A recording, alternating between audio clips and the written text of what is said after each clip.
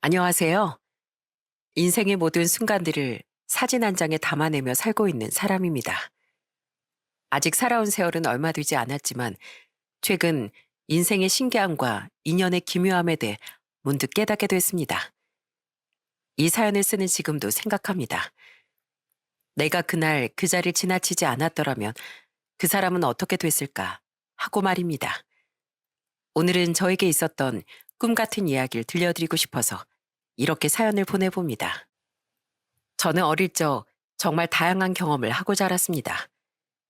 사진관을 운영하시며 사진작가 일을 함께 하셨던 아버지를 따라 전국 방방곳곳을 돌아다니는 걸 좋아했고, 아버지가 촬영한 사진들을 구경하는 거, 그리고 사진 찍는 모습을 보는 걸 좋아했습니다.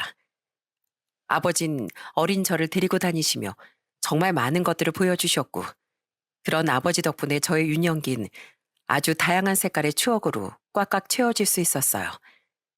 기억을 장식하는 앨범의 칸이 부족할 정도로 말이죠.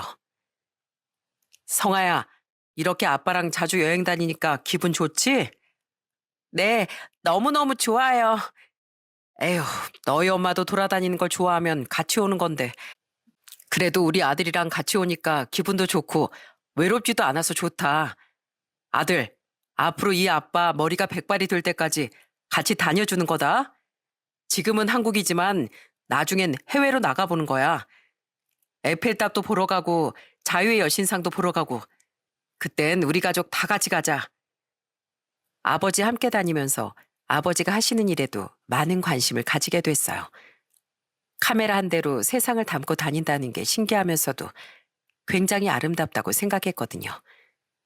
그래서 항상 고사리 같은 손으로 카메라를 들고서 셔터를 누르고 다니는 걸 좋아했습니다. 아버진 그런 저를 보시며 항상 이렇게 말씀하시곤 했어요. 우리 아들 누굴 닮아 이렇게 사진을 잘 찍어? 지금 당장 아빠 밑에서 일해도 될 정도인데 역시 피는 못 속인다니까. 그리고 아버지가 사진관을 운영하고 계셨기에 저희 집은 아버지의 사진관에서 매년 가족 사진을 찍었습니다. 어머니께서 매년마다 사진을 찍는 것에 대해 번거롭고 귀찮다면서 투덜거리셨지만 아버진 어머니의 투덜거림을 듣고선 웃으면서 이렇게 말씀하셨어요. 아, 왜? 매년 찍으면 내가 1년 새 얼마나 늙었는지 확인도 하고 좋잖아. 당신 봐봐. 작년이랑 비교했을 때 여기 주름살 한 줄 더 늘고 흰머리는 한 10가닥 정도 늘어난 것 같은데? 으이그, 인간아. 그런 거 말 안 해줘도 알고 있거든? 꼭 쓸데없는 사족을 붙여서 매를 벌어요, 매를. 언제 철들래, 언제? 그래도 내 눈엔 당신 늘어나는 주름살이랑 흰머리마저도 예쁜걸. 매일같이 그렇게 투닥거리시지만 누구보다 사이가 좋고 제게 사랑만 주신 부모님. 저희 집은 이렇게 세 식구끼리 무척이나 단란하고 행복하게 지냈습니다. 그리고 자라는 동안 항상 아버지께 틈틈이 사진 찍는 법을 배워가면서 성장했어요. 사실 저는 그렇게 공부에 관심이 많은 편이 아니었습니다. 쉽게 말해 공부는 뒷전이고 카메라에만 많은 관심을 가졌던 학생이었죠. 카메라 외엔 남자애들이 흔히 하는 운동이나 게임 같은 것에도 전혀 관심을 두지 않았습니다.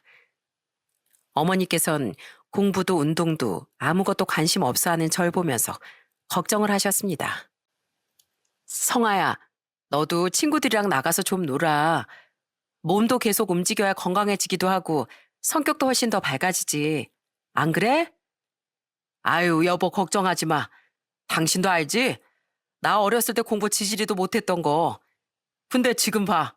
할 일 하면서 당신같이 예쁜 미인이랑 결혼도 하고 성아 낳아서 이렇게 행복하게 잘 살고 있잖아. 모든 건 다 때가 있어. 그러니까 너무 재촉하지 말고 천천히 기다려보자고. 혹시 알아? 우리 성아가 장차 큰일을 해내는 사람이 될지.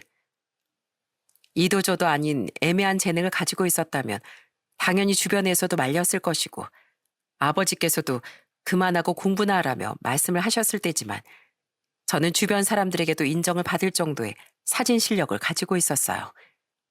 가끔 학교에서 주최하는 사진전 같은 곳에 작품을 내면 항상 친구들의 감탄이 이어지곤 했으니까 말이죠. 이렇게 두각을 드러내던 절 위에 선생님들께선 회의를 거쳐 사진 동아리를 새로 만들어 주셨습니다.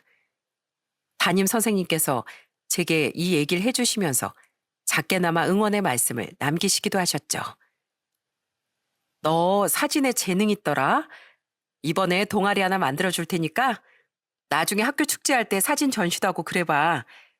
이왕 날개를 펼칠 거면 지금부터 제대로 한번 펼쳐봐야지. 애매하게 펼락말락하고 있음 나중엔 아무것도 안 돼.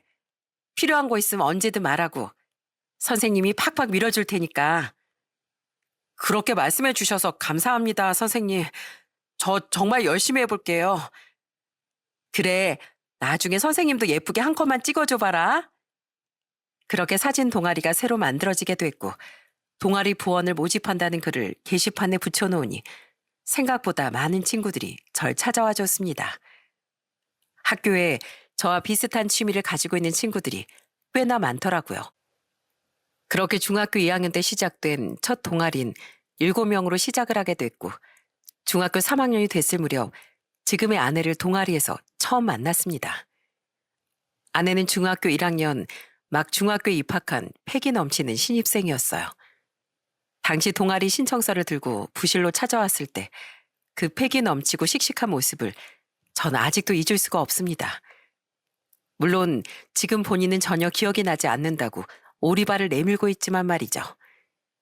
저희는 종종 학습의 일환으로 아버지가 운영하고 계시는 사진관에 가서 직접 카메라를 다뤄보고 사진도 찍어보는 시간을 가지곤 했었어요.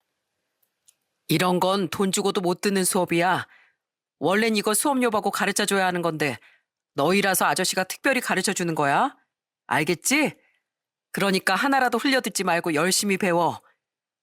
아버진 사진을 배우고자 하는 저희를 보고 항상 대견하다고 말씀을 해주셨고 가끔은 저런 장난까지 치시면서 카메라를 다루는 법과 각도 등 여러 가지 것들을 세심하게 가르쳐주곤 하셨습니다. 그리고 항상 끝나면 저희를 데리고 분식집에 가서 떡볶이를 사주시거나 혹은 햄버거를 사주시곤 하셨죠. 하고 싶은 걸 하면서 꿈을 응원받는 삶이 참 가치 있는 거라는 걸 저는 그 시절에 새삼 깨닫게 됐어요. 그렇게 저는 더할 나위 없이 의미 있고 재미있는 학창 시절을 보냈습니다. 그리고 고등학교 3학년이 되던 해의 생일날 아버지께서는 제게 아주 특별한 선물을 안겨주셨어요. 우와, 아버지, 이게 뭐예요? 너도 내년이면 성인 아니냐?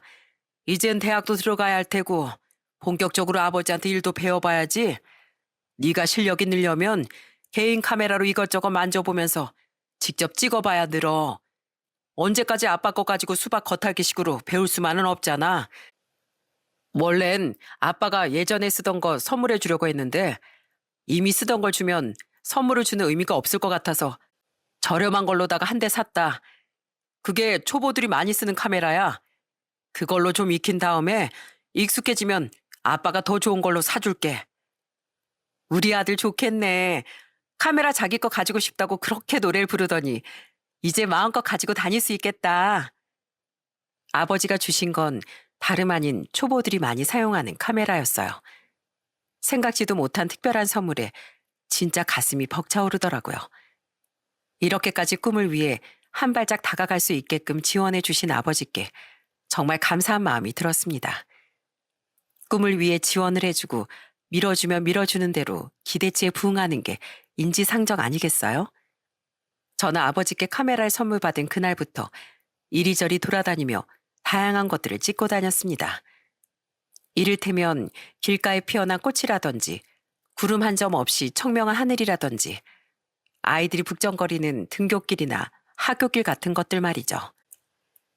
그리고 고등학교 3학년 졸업사진을 찍는 날이 다가왔습니다. 학교에서도 개인 사진과 단체 사진을 찍어줬지만 저는 1년 동안 한 반에서 같이 울고 웃으며 지냈던 친구들을 위해 특별한 선물을 하나 해주고 싶었어요. 그래서 반 친구들의 사진을 따로 한 장 한 장 찍은 다음 아버지 가게에서 인화를 해 각자에게 선물로 남겨줬습니다. 이건 내가 주는 졸업 선물이야. 어차피 학교에서도 졸업 앨범 만들어서 줄 거지만 그래도 한 장쯤은 특별한 게 있으면 좋겠다 싶어서. 이 순간은 잠깐이지만 사진은 영원히 추억으로 남는다잖아. 다들 마음에 들었으면 좋겠다. 이건 그냥 사진이 아니야. 화보야, 화보. 역시 우리 반 사진 작가님답다. 맞다. 오늘 우리 대학 합격자 명단 뜨는 날 아니야? 지금쯤 붙었을 텐데 얼른 가서 확인해보자. 까맣게 잊고 있었는데 아이들에게 사진을 나눠준 그날이 바로 대학 합격자 발표 날이었어요. 수많은 명단 사이 제 이름이 없는지 눈이 빠져라 읽어 내려가기 시작했죠. 제발 있어라, 제발, 제발 속으로 제발이라고 외치며 명단을 읽는데 중간에 제 이름이 보이더라고요. 원하던 대학의 사진과에 합격을 한 것이었습니다. 그 사실을 확인한 저는 하교를 하자마자 집으로 곧장 달려가 부모님께 대학 합격 사실을 알렸어요. 엄마, 아버지, 저 대학 합격했어요. 오늘 학교에 합격자 명단 붙었었는데 거기에 제 이름이 있었어요. 저 이제 대학 갈 수 있어요. 뭐? 그게 정말이냐? 아이고, 장하다 우리 아들, 장해. 혹시라도 떨어지면 어떡하지 걱정하고 있었는데 잘 됐다, 잘 됐어. 이야, 조그맣던 우리 아들이 벌써 대학생이 되고 아들, 진심으로 축하한다, 축하해. 가족들의 축하를 한 몸에 받으며 저는 서울에 있는 대학의 사진학과에 진학을 할 수 있게 됐습니다. 대학에 입학한 후 수업을 들으며 확실히 알게 된 건 혼자 하는 것과 전문적으로 배우는 것 확실히 큰 차이가 있다는 점이었어요. 대학에 와서 전공으로 수업을 들으니까 몰랐던 부분들을 제대로 배울 수 있어 너무 좋았습니다. 학교 생활은 아무런 문제 없이 아주 완벽하게 적응을 할 수 있었고 제가 대학교 때 정말 운명처럼 같은 학교에서 아내를 다시 마주하게 됐어요. 저는 남고를 진학했기에 중학교 졸업 이후 그 자리에서 아내를 처음 만나는 것이었습니다. 제가 첫눈에 알아본 것처럼 아내도 저를 첫눈에 알아봤고 서로 무척이나 반가워했어요. 뭐야, 되게 오랜만이다. 중학교 졸업 이후로 처음이네. 잘 지냈어? 저는 늘 그랬던 것처럼 잘 지냈죠. 선배도 별일 없이 잘 지내셨죠? 서로 정말 오랜만에 만나는 것이었기에 간단하게 근황을 주고받았고 연락처까지 교환을 하게 됐습니다. 그때 처음으로 느꼈어요. 사람의 인연이라는 게 참 신기하다는 것을요. 만날 사람은 저 멀리 타국 땅을 지나가다가도 만나게 된다는데 저희의 만남이 꼭 그런 것 같았습니다. 이 넓은 대한민국 땅에서 6년이라는 시간 만에 같은 대학교에서 마주한 것도 신기하고 또 그 시간 동안 서로 꿈이 변하지 않았다는 것도 신기했어요. 그 이후로 항상 세트처럼 붙어 다녔습니다. 제 수업이 끝나지 않으면 아내가 계속 기다렸다가 같이 밥을 먹으러 갔고 반대로 아내의 수업이 끝나길 제가 기다리기도 했어요. 서로 강의 시간이 비어있을 때도 같이 시간을 보냈기에 동기들은 항상 저희를 보면서 이렇게 말하곤 했습니다. 둘이 보면 맨날 붙어 있더라. 수상해, 수상해. 이렇게 이야기를 하면 저희는 항상 민망하다고 그만하라고 말했지만 희한하게 기분이 나쁘지가 않더라고요. 보통 남녀 간에 그렇고 그런 기류가 없고 정말 진정한 친구라면 저런 장난에 약간의 불쾌함이라도 느껴야 정상이거늘 저는 전혀 그런 생각이 들지 않았습니다. 그때부터 마음이 서서히 자각이 되더라고요. 아내도 제가 마음을 느꼈을 무렵쯤 본인의 마음을 깨달은 듯 했고 저희 누가 먼저랄 것도 없이 마음을 표현했습니다. 맨날 첫날 놀림만 받던 저희는 그렇게 선후배 사이에서 자연스러운 연인으로 발전을 하게 됐어요. 무엇보다 같은 꿈을 꾸고 있었기에 이렇게 만나다 보면 서로에게 좋은 영향을 줄 수 있을 것 같다는 생각도 들었죠. 그렇게 23살부터 시작해 30대를 코앞에 둔 시점까지 저희는 쭉 사랑을 이어나갔습니다. 그런데 확실히 조금 더 가까운 사이가 되니 마냥 행복하지만은 않더라고요. 바라보는 방향은 같았지만 성격은 완전히 정반대였기에 가끔은 크게 다투기도 했습니다. 하지만 그럴 때마다 제가 한 수 굽히고 아내에게 먼저 미안하다고 사과했기에 오랫동안 마음이 변하지 않고 만나오는 게 가능했어요. 아버지께서 제게 항상 그러셨거든요. 성아야, 남자는 말이야, 가끔씩은 자존심을 좀 굽힐 줄 알아야 돼. 쓸데없이 고집을 부리고 자존심을 부리게 되면 연애뿐만 아니라 일까지 망칠 수 있어. 잘 되던 것도 완전히 망쳐버릴 수 있다는 거야. 자존심이 밥 먹여주는 건 아니니까 가끔 네가 굽혀야 할 상황인 것 같으면 그냥 말없이 굽혀줘. 그게 인생을 좀 더 편하게 살아가는 방법이다. 대신 주장해야 할 땐 확실하게 주장하고. 그렇게 냉탕과 온탕을 오가는 연애라던 저흰 제가 29이 되던 해 결혼을 약속하게 됐습니다. 양가의 결혼 소식을 전해드렸을 때 가장 기뻐하시고 즐거워하신 건 바로 저희 아버지셨어요. 너네 처음 만난다고 했을 때도 뭐 이런 인연이 다 있나 하면서 되게 신기했었는데 내가 봤을 때 너넨 진짜 전생의 부부였나 보다. 같은 꿈을 바라보는 사람이 같은 중학교를 나와서 같은 대학, 같은 과에서 다시 마주칠 확률이 얼마나 되겠어. 소중한 인연이니 절대로 놓칠 생각하지 말고 서로 배려해가면서 잘 살아.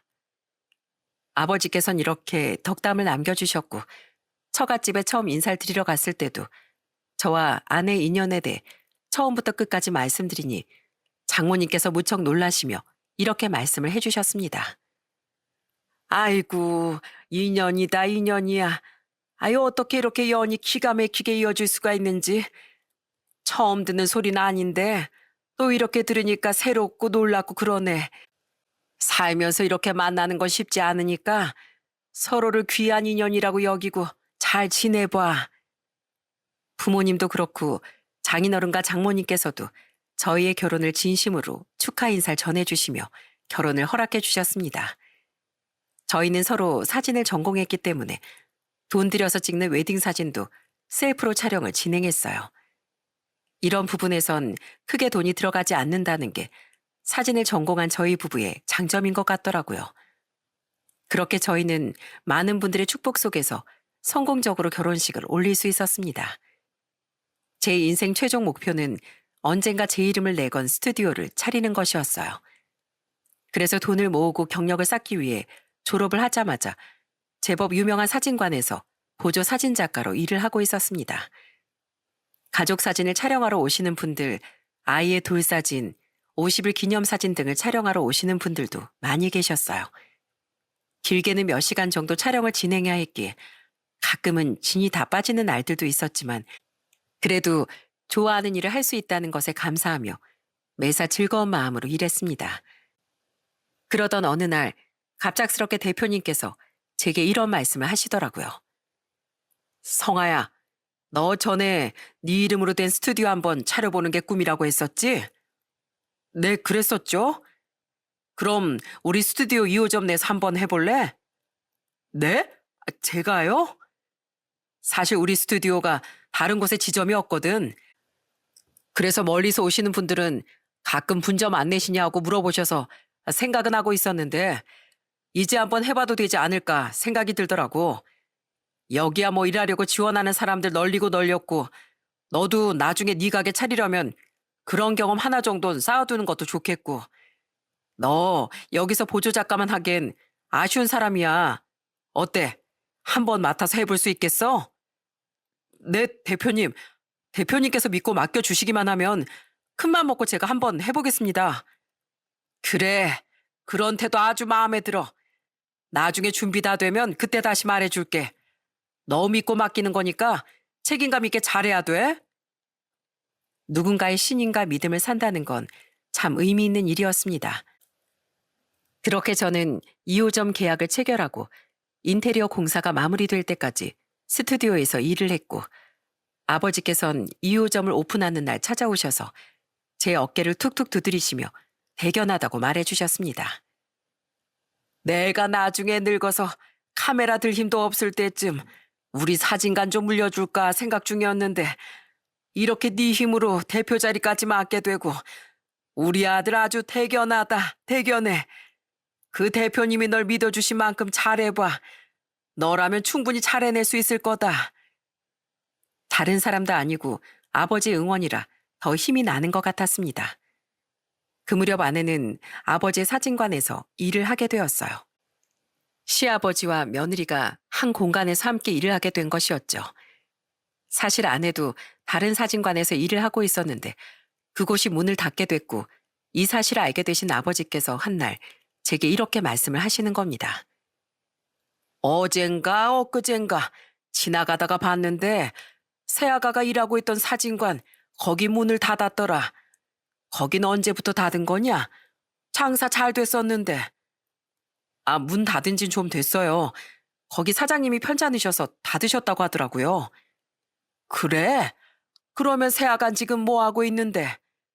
아, 새로운 곳에 들어가려고 알아보고 있죠. 근데 왜요, 아버지? 뭐 정 갈 곳 없으면 우리 쪽으로 오라고 해라. 우리도 마침 직원이 나가서 사람을 구하려던 참이었거든. 얘기 꺼냈다가 새아가가 혹시 불편하다 싶으면 더 이상 말 꺼내지 말고. 아버진 아내가 약간 부담스러워하지 않을까, 불편해하지 않을까 걱정을 하시는 것 같았어요. 하지만 예상과는 달리 아내는 굉장히 기뻐하면서 당장 내일부터 출근을 하겠다고 말했고, 그렇게 아버지의 사진관에서 아내가 일을 시작하게 된 것이었죠. 아무튼 어쩌다 보니 저는 스튜디오 2호점의 대표가 됐고, 2호점은 경기도 쪽에 차려졌기 때문에 출퇴근을 하기가 많이 힘들긴 했지만 이젠 직원이 아니라 대표다라는 마인드를 장착하고 열심히 살아갔습니다. 손님이 막 많은 편은 아니었지만 간간히 증명사진을 찍는 손님들이나 프로필 사진을 찍기 위해 방문해 주시는 손님들께서 종종 찾아주셨어요. 사진관의 대표 자리까지 맡게 됐으니 앞으로는 사진 찍는 연습을 더욱 열심히 해야겠다고 마음을 먹었습니다. 지금의 실력이 안주하지 않고 어떻게 하면 좀 더 나은 방향으로 찾아오시는 손님들을 예쁘게 찍어드릴 수 있을지 연구하고 나한테 제일 맞는 걸 찾아야 지금보다 더욱 발전을 할 수 있다고 생각했기 때문이었죠. 청년을 처음 만난 그날도 한강의 야경을 찍기 위해 카메라를 들고 한강대교로 향하던 길이었습니다. 카메라를 쥔 손이 덜덜 떨릴 정도로 아주 추운 날이었죠. 사진을 찍기 제일 좋은 장소로 걸어가는데 저 멀리서 뭔가 이상한 게 보이는 겁니다. 아, 어두워서 잘 안 보이네. 저게 뭐지? 사람 같기도 하고. 너무 느낌이 싸해 좀 더 가까이 가서 그 물체를 확인했는데 그건 다름 아닌 사람이었어요. 저는 그게 사람이라는 걸 인지하는 순간 온몸의 피가 차갑게 식는 것 같은 느낌이 들었습니다. 그리고 앞뒤 가릴 것 없이 카메라를 급하게 가방에 집어넣고서 그 사람을 향해 미친 사람처럼 소리를 지르며 달려갔어요. 잠시만, 거기 잠시만요. 멈춰요, 멈춰! 너무 급히 달려간 탓에 발이 꼬여 달려가다 넘어져 카메라가 다 부서지는 소리가 들렸지만 카메란 부서져도 상관이 없으니 사람부터 살리고 보자는 생각으로 다시 일어나서 달려 난간 위에 서 있는 사람을 확 껴안았습니다. 아, 잠시만요. 잠시만. 진정해요. 우리 천천히 이야기 나눠요. 아, 발은 또 왜 맨발이에요? 오늘 기온이 영하라는데 양말도 벗고 신발도 벗고 있으면 동상 걸리니까 얼른 내려와서 신발을 신으라고 말하려고 했는데 신발도 슬리퍼네. 아, 죄송한데요. 저 놔주세요. 놓으면 어떻게 행동할지 뻔히 다 아는데 아저씨 같으면 놓을 수 있겠어요? 내려와요, 빨리. 위험하니까. 놔주세요. 싫어요. 놔주세요. 못 놔요. 정말 몇 분 동안 이 대화만 계속해서 반복을 하다 지쳐버린 전 결국 힘을 써서 남자를 밑으로 끌어내렸고 제가 메고 있던 목도리를 남자에게 둘러줬고 급한 대로 제가 신고 있던 양말과 운동화를 벗어 남자에게 신겨줬습니다. 발이 시려 죽을 것 같았지만 이 사람의 이야기를 들어보는 게 먼저라고 생각했어요. 이제 좀 따뜻할 거예요. 이제 말해봐요. 대체 무슨 일이 있었길래 이 아밤에 여기서 이러고 있었던 건지. 알 거 없어요. 그쪽은 말해도 모르잖아요. 나한테 무슨 일이 있었는지. 몰라도 내가 다 들어줄게요. 뭐가 됐든 힘들어서 그런 거잖아요. 그러니까 나한테 조금이라도 털어놔봐요. 당연히 난 모르는 이야기겠지만 조금이라도 마음의 짐이 덜어진다면 몇 시간이고 내가 들어줄 수 있으니까.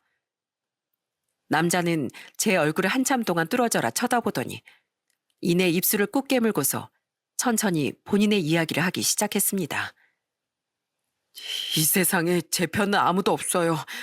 돈이고 뭐고 다 필요 없다고요. 그게 무슨 말이에요? 제가 얘기 들어줄 테니 편하게 말해보세요. 전 태어날 때부터 금수저로 태어났습니다. 이런 절 보고 남들은 모두 절 부럽다고 했어요. 당연히 남들이 보기엔 부러운 삶이었겠지만 전 이런 제 인생이 싫었어요. 저한텐 두둑한 용돈보다 비싼 옷보다 좋은 음식보다 훨씬 더 필요한 게 있었거든요. 바로 부모님의 사랑이었어요. 하지만 부모님은 바쁘다는 핑계로 절 외면했고 제 얘기를 한 번도 들어주시지 않으려 하셨어요. 기계처럼 인생을 살아야 했어요. 밥을 먹으라고 하면 밥 먹고 학원 가라고 하면 학원 가고 자라고 하면 자고 전 그 집에서 아들이 아닌 외톨이였을 뿐이었어요. 네? 한 번도 따뜻한 말 한마디 들어본 적 없고 가족끼리 여행 한번 간 적이 없었습니다. 학교에서 친구들끼리 얘기를 하다가 가족이랑 평범한 일상을 보낸 이야기가 나오면 그게 그렇게 부러울 수가 없더라고요. 무슨 말인지 알 것 같아요. 그 시절엔 다른 것보다 부모님의 사랑이랑 관심이 제일 필요한 시기인데 중학교에 들어갔을 땐 성격이 점점 어두워지기 시작했어요. 학교에서 매일같이 축 처져 있고 말수도 적다 보니까 친구들은 절 부잣집 도련님이 깍쟁이 짓 한다고 절 엄청 싫어했었어요. 따돌림을 당하기 시작했죠. 부모님께 외롭다고 내 얘기 좀 들어달라고 해도 네가 못났으니 그런다며 절 오히려 탓했어요. 전 그런 부모님이 정말 싫었어요. 정말 그때부터 죽고만 싶었어요. 그럴 때마다 유일한 제 편이 딱 한 분 계셨어요. 그게 누군데요? 바로 저희 외할머니셨어요. 외할머니는 제가 학교를 다닐 때 종종 집에 오셔서 혼자 집에 있던 저한테 항상 밥을 차려주셨고 제 손을 꼭 잡고서 무릎 베개를 해주시기도 하셨죠. 저희 부모님은 제가 18살이 되자마자 기다렸다는 듯이 이혼을 하셨어요. 그런데 더 웃긴 건 부모님 중 그 누구도 절 데리고 가려 하지 않았다는 거예요. 어머니는 아버지에게 절 떠넘기려고 하셨고 아버지는 또 어머니에게 절 떠넘기려고 하셨죠. 전 그 사이에 낀 마치 배구공이 된 기분이었다고요. 모두에게 외면당한 기분. 그 기분이 어떤지 상상이 가세요? 차마 상상도 안 가지만 말해보자면 칼로 심장을 도려내는 것 같은 느낌일 것 같아요. 맞아요. 날 세상에 태어나게 해준 부모의 외면이라니 정말 힘들어서 죽고만 싶었어요. 그렇게 홀로 남은 저한테 손을 내밀어 주신 게 바로 외할머니셨고요. 제발 할머니 집으로 가자면서 제 짐을 손수 싸서 외할머니가 살고 계시는 곳으로 가게 됐고 외할머니께선 절 정말 사랑으로 돌봐주셨어요.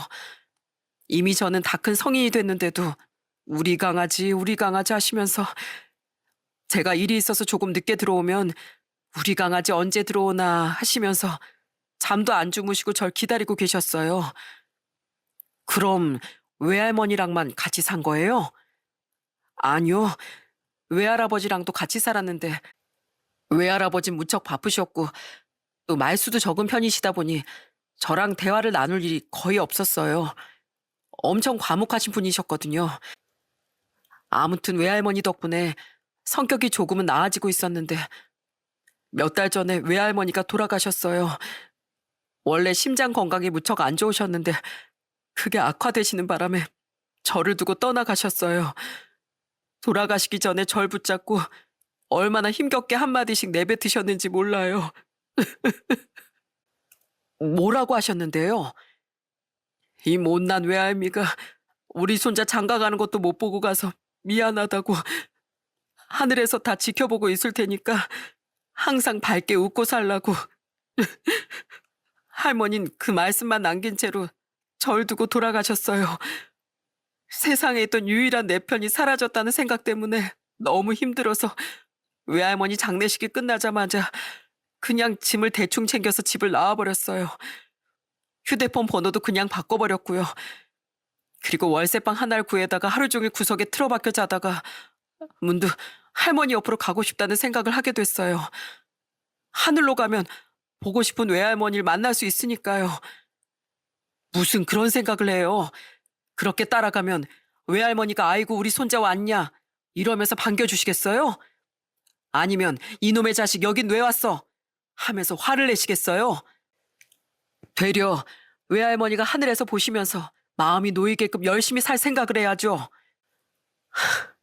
그냥 어차피 살아봤자 제 이야기를 들어줄 사람도 이제 없고 날 사랑해줄 부모도 없고 보고 싶은 외할머니도 안 계시는데 살아봤자 뭐예요?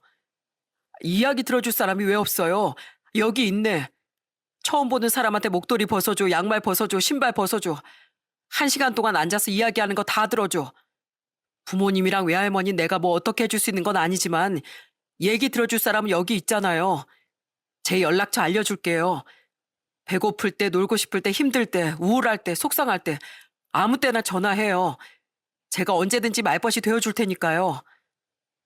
처음 보는 사람한테 왜 이렇게까지 하는 거예요? 내 일 아니잖아요. 그냥 모른 척 지나갈 수 있는 건데 왜...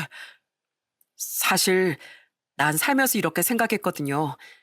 금수저 물고 태어난 사람들은 살면서 아무런 걱정도 없이 편하게 살 수 있겠다.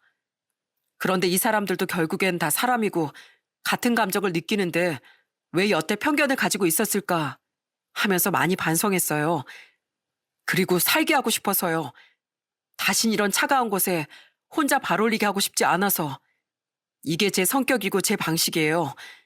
정 죽고 싶으면 난 사진 찍는 사람이니까 우리 가게로 미리 영정사진 찍으러 와요. 최소 10억, 아니 100억 받고 찍어줄 테니까. 그리고 당신 살린다고 뛰어오다가 카메라 렌즈도 깨졌으니까 저한테 미안하면 어떻게든 살아요. 무슨 일이 있어도. 알겠어요? 한참을 우울한 표정으로 있던 남자는 농담과 진담이 섞인 저의 말에 피식하고 웃어 보였습니다. 그리고 저는 그가 살고 있다는 단칸방으로 함께 향했습니다. 혼자 가겠다고 했지만 그럴 수가 없었어요. 혹시라도 딴 생각을 할 수도 있었기 때문이었죠. 남자의 집은 정말 다 무너져 가고 있다고 해도 과언이 아닐 정도였습니다. 이런 곳에서 어떻게 살았어요? 이거 그냥 발로 툭 차도 바로 무너져 내릴 것 같은데. 말했잖아요. 그냥 아무 곳이나 들어가서 계약했다고. 아휴, 이 술병하며 쌓여있는 휴지하며 빨래도 안 하고 살죠? 설거지도 산더미처럼 쌓여있네. 밥도 안 먹고 살았어요? 아이, 좀 놔둬요. 나중에 제가 할 테니까 이제 가세요. 제가 도와드리고 싶어요. 제가 도와드릴게요. 오늘부터 우리 친구예요. 친구가 이런 것도 하나 못 해주겠어요? 그런데 좋은 곳에서 살았다면서 이런 곳에서 사는 거 안 힘들었어요? 말했잖아요. 난 돈을 원하는 사람이 아니라 사랑을 원하는 사람이었다고. 차라리 전 작은 공간에서 혼자 사는 삶이 더 편해요. 아까 보니까 냉장고에 술밖에 없던데 그거 혼자 다 까마시면서 청승 떨지 말고 마시고 싶을 때마다 나한테 연락해요. 안주 내가 준비할 테니까. 나 생각보다 술 꽤 잘해요. 아, 그런데 내가 깜빡하고 나이랑 이름을 못 물어봤네. 이름이 뭐예요? 그리고 나이는? 제 이름은 강도원이에요. 25살이고요.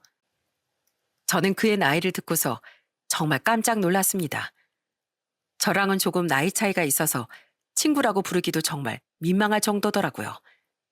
저도 그에게 제 이름과 나이를 말해줬고 앞으로 꼭 무슨 일이 있으면 전화나 문자라라고 신신당부를 한 다음 집을 나섰습니다.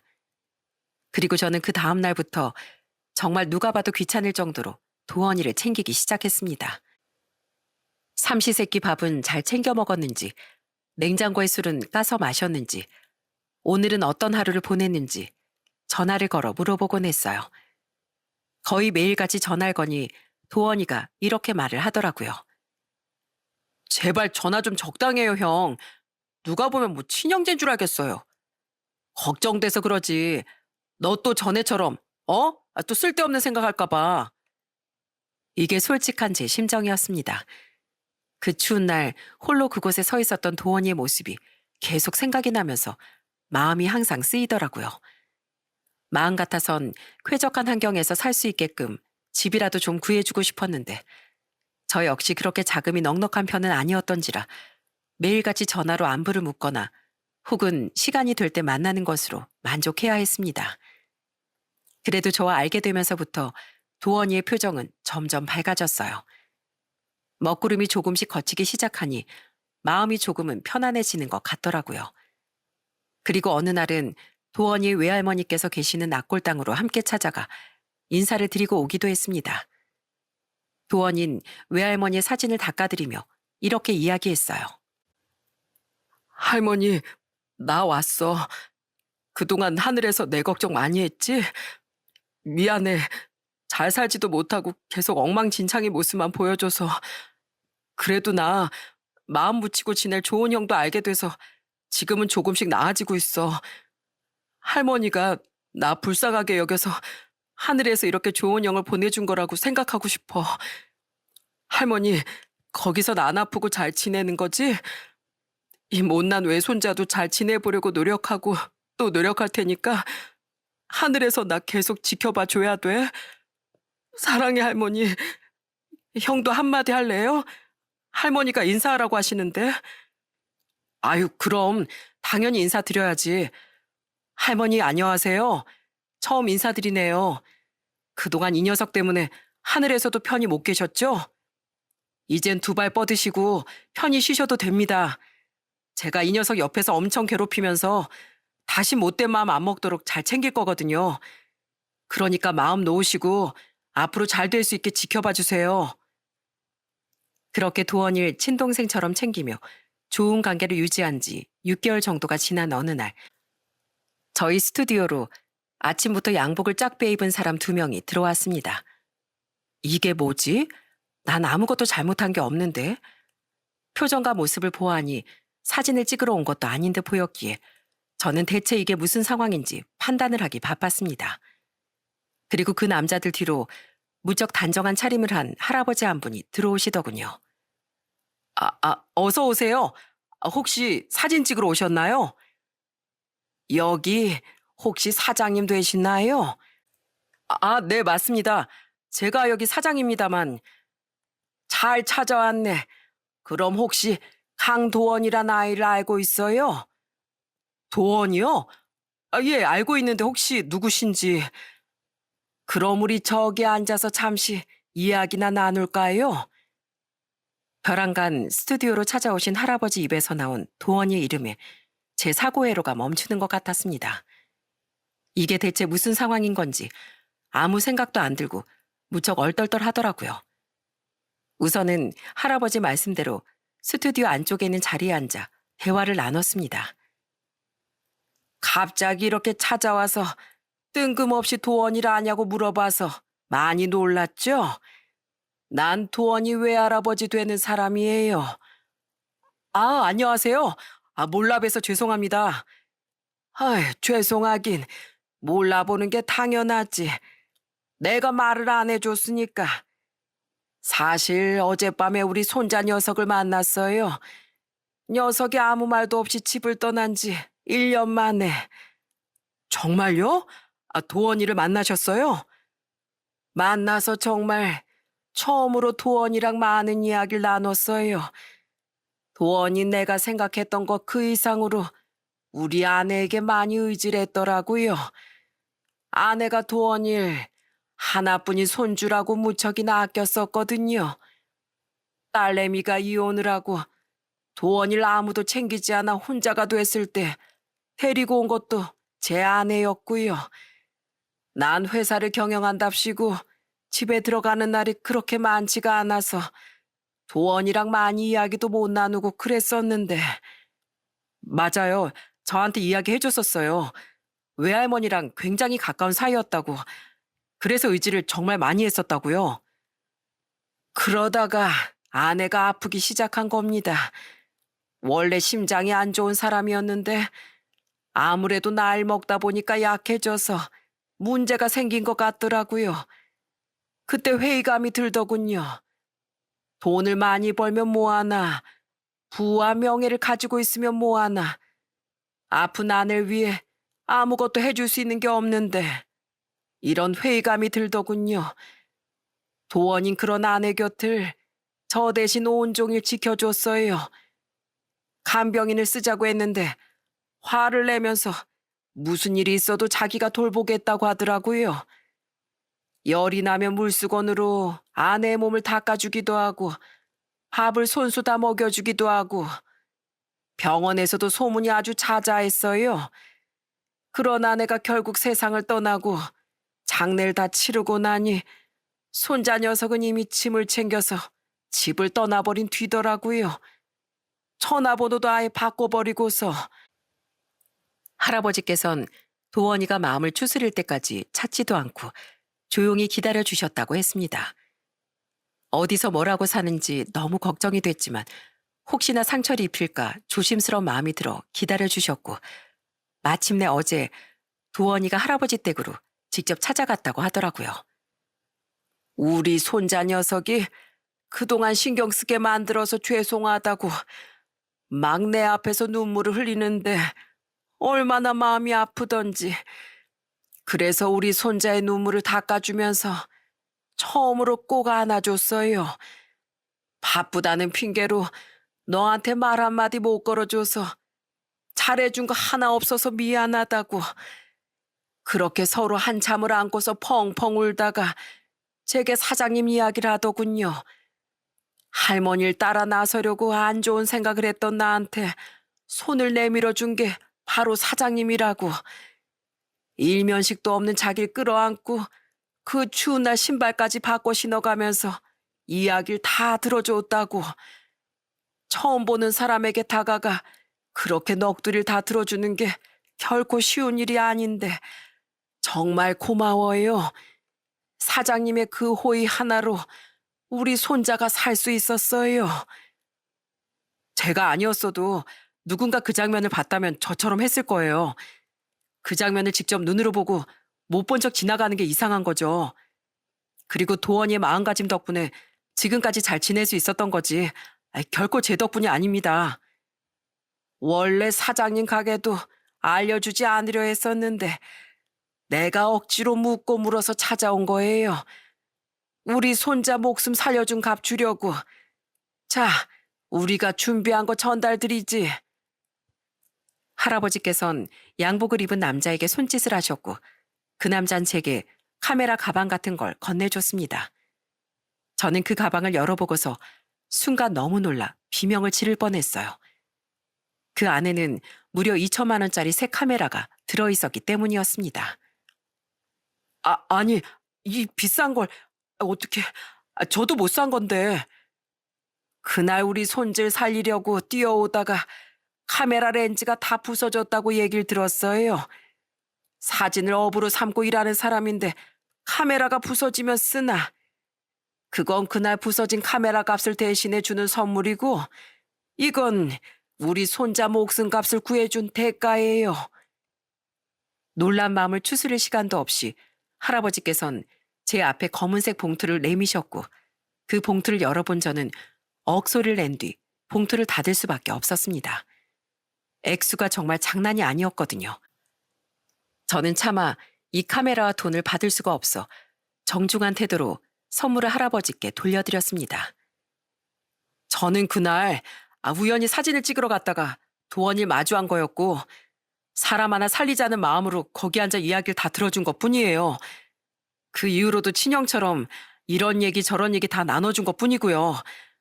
이런 엄청난 걸 대가라고 받기엔 제가 한 일이 너무 없어서 받을 수가 없을 것 같습니다. 전 지금 도원이가 괜찮아지고 잘 살고 있는 거에 충분히 선물을 받았다고 생각합니다. 그래도 절 생각해 주셔서 정말 감사합니다, 어르신. 우리 도원이가 아주 속 깊은 형을 만났네요. 그래도 우리 손잘 건강하게 다시 만난 기념으로다가 내가 따로 보답을 좀 하고 싶은데 그럼 혹시 사진을 좀 찍으러 다녀보는 건 어때요? 무슨 사진이요? 큰 기업에선 보통 행사가 있거나 신제품이 나오면 항상 사내에서 사진을 찍잖아요. 내가 또 이쪽 바닥에서 잔뼈가 좀 굵은 사람이라 아는 사람들이 많아서 여기저기 회사를 다니면서 사진을 좀 찍어보는 건 어떨까 싶어서요. 사장님은 사장님대로 경력을 쌓고 공짜로 돈을 받는 게 아니라 정당한 일을 하고서 그만한 돈을 받아가는 거니 부담 가지도 않을 테고 난 나대로 보답을 한 셈이 되는 거니 마음이 편하고 이런 걸 누이 좋고 매무 좋고 꼭 먹고 알 먹고라고 하는 거 아니겠어요? 이 제안도 설마 거절할 건 아니겠죠? 할아버지께선 어떤 방법으로든 제게 좋은 방향으로 보답을 하시려는 것 같아 보였고, 저는 이것마저 거절하긴 힘들 것 같아 할아버지의 그 제안을 받아들이기로 했습니다. 그리고 그날 저녁 저는 도원이를 만났어요. 어제 외할아버지 뵈러 찾아갔었다며?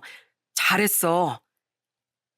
그냥 생각해보니까 날 많이 걱정하실 것 같기도 하고, 나만 힘든 게 아니라 외할아버지도 힘든 시간을 보내셨을 텐데 너무 나만 생각했나 싶은 마음이 들어서 처음으로 외할아버지랑 얼굴 마주하고 얘기 나눴는데 진작에 마음을 좀 터놓고 말을 해볼 걸 하고 생각했었어.